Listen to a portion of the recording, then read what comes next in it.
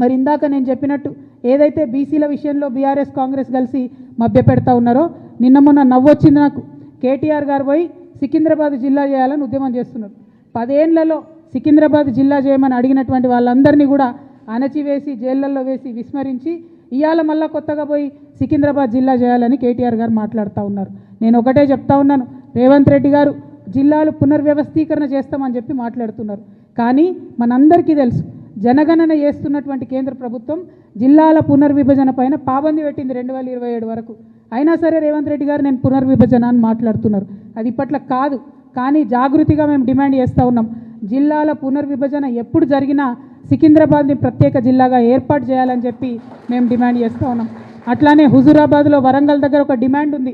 PV Narasimha Rao గారు ఒక్కరు మన తెలంగాణ నుంచి ఎదిగి ప్రధానమంత్రిగా పోయినరు, వారి పేరు పెట్టాలనే డిమాండ్ ఉంది. ఏదో ఒక జిల్లాకు పివి నరసింహారావు గారి పేరు పెట్టాలని కూడా ఈ సందర్భంగా నేను డిమాండ్ చేస్తూ ఉన్నాను.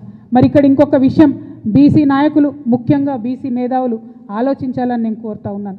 మనకు కాంగ్రెస్ ప్రభుత్వం మొన్న జరిగిన కులగణనలో తీరని అన్యాయం చేసింది. బీసీల లెక్క తప్పు చేసి చూపింది, తక్కువగా చేసి చూపింది. మరి ఈ అన్యాయాన్ని సవరించేటటువంటి ఒక సువర్ణ అవకాశం కేంద్ర ప్రభుత్వం చేపడుతున్నటువంటి జనగణన ద్వారా మనందరికి కూడా వచ్చింది. ఈ అవకాశాన్ని మనం ఖచ్చితంగా వాడుకోవాలంటే ఏం చేయాలి? తెలంగాణ జాగృతి ఒక ముందడుగు వేస్తున్నది. మా ప్రయత్నం నచ్చితే బీసీ మేధావులు, నాయకులు, ప్రజలు కలిసి రావాలని నేను కోరుతా ఉన్నాను.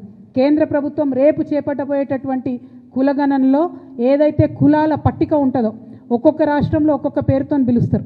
ఇంకా ఏంటంటే బీసీల సంఖ్య చాలా ఎక్కువ ఉంటుంది. బీసీల ఒక్క కులంలో ఉదాహరణకు పద్మశాలి కులం ఉంటే అందులో చాలా ఉపకులాలు ఉంటాయి. కుట్ర ఎక్కడ జరుగుతుందంటే పద్మశాలీల సంఖ్య వేరే చూపిస్తారు, పద్మశాలీల ఉపకులాల సంఖ్య వేరే చూపిస్తారు. దానివల్ల బీసీల సంఖ్య, కులాల సంఖ్య తగ్గేటటువంటి ఆస్కారం ఉంటుంది. కాబట్టి ఒక అధ్యయనం చేపడుతుంది తెలంగాణ జాగృతి. త్వరలోనే ఒక రౌండ్ టేబుల్ కాన్ఫరెన్స్ కూడా పెట్టి అందరినీ కూడా మేము పిలుస్తాం. ఒక సమగ్రమైనటువంటి నివేదిక తయారు చేసి కేంద్ర ప్రభుత్వానికి కూడా మేము ఇస్తాం.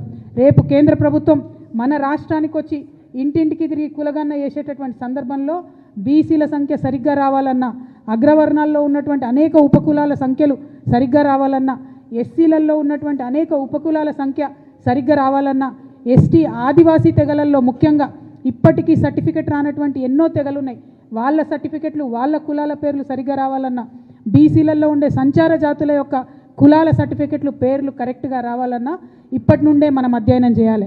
వాస్తవానికి ఈ పని రాష్ట్ర ప్రభుత్వం చేయాలి. కానీ నాకు గుంపు మేస్త్రి గారి మీద నమ్మకం లేదు. మొన్ననే బీసీలను మోసం చేసిండు, మొన్ననే మన సంఖ్య తక్కువ చేసి చూపించిండు, మొన్ననే మన సంఖ్య తగ్గించాలని చూసిండు. కాబట్టి ఈ అధ్యయనం ఒక బాధ్యతాయుతమైనటువంటి సంస్థగా జాగృతి చేపడుతున్నది.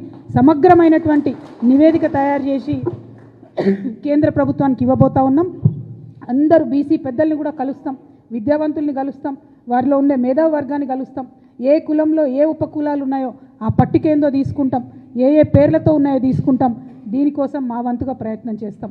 మరి ఇది ఎలా మేము చేస్తున్నామంటే ఇటువంటి పెద్ద మనుషులు ముచ్చర్ల సత్యనారాయణ గారు లాంటి వాళ్ళు వారి ఏజ్లో, వారి సమయంలో 1962లో, 69లో, 1952లో ముల్కీ దగ్గర నుంచి మొదలు పెడితే, తొలిదశ తెలంగాణ ఉద్యమం దగ్గర నుంచి మొదలు పెడితే మలిదశ తెలంగాణ ఉద్యమంలో బీఆర్ఎస్ పార్టీతో కలిసి పనిచేసేంత వరకు కూడా జీవిత పర్యంతం కూడా తను తెలంగాణ మంచి కోసం కష్టపడ్డాడు, తెలంగాణ బహుజనుల కోసం కష్టపడ్డాడు, తెలంగాణ బడుగు వర్గాల కోసం మాట్లాడిండు. కాబట్టి వారి స్ఫూర్తిని తీసుకొని ముందుకు వెళ్తాం, వారి స్ఫూర్తిని తీసుకొని జాగృతి ప్రయత్నం చేస్తుందనే విషయాన్ని ప్రజలందరికీ కూడా తెలియజేస్తూ, మరి ఇవాళ వీరితో మొదలుపెట్టినాం. ఇంకా ఎవరైతే మన తెలంగాణ మూమెంట్లో అన్సంగ్ హీరోస్ ఉంటారో వాళ్ళందరి జీవితాలను కూడా, వారి చరిత్రలను కూడా నిక్షిప్తం చేసే ప్రయత్నం చేస్తామని తెలియజేస్తూ మీ అందరి దగ్గర కూడా నేను సెలవు తీసుకుంటా ఉన్నాను. Thank you. జై తెలంగాణ, జై జాగృతి.